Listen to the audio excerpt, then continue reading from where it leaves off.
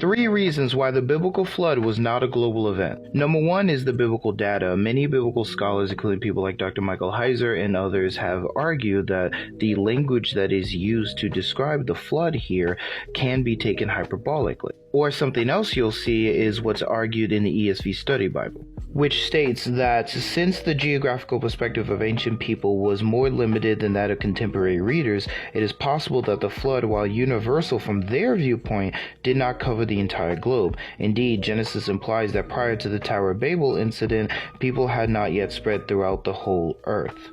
He talks about how later in Genesis, the author uses the phrase all the earth to refer to the Mediterranean seaboard. Remember too that the biblical authors did not believe that the earth was a globe. So even the way that we conceptualize a global flood is not how the ancient authors would have conceptualized it. The second reason is the scientific data. There is evidence that not only does not support a global flood model, but would actually refute all of the global flood models that are on the table. One of my favorites, and one that young earth creationists have not been able to handle aside from just positing miracles, is something known as the heat problem.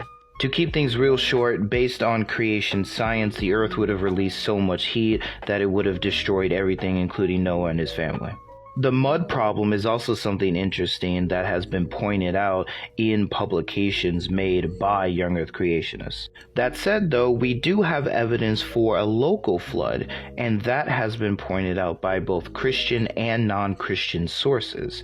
And so for these two reasons alone, we should understand the flood to be a local event.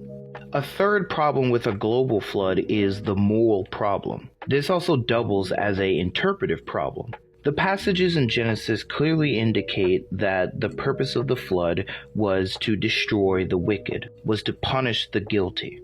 However, based on the understanding of innocence that something like Proverbs 6 or other passages have, the global flood also causes the deaths of the innocents, namely babies. Babies do not do what is described in Genesis 6 and 7, and thus should not be accounted as part of the guilty in this narrative. They are innocent, again, not as in they are sinless, but that they have not done anything such that it deserves the taking of their life. God says that he hates the shedding of innocent blood in Proverbs 6, and yet a global flood seems to make God the shedder of innocent blood.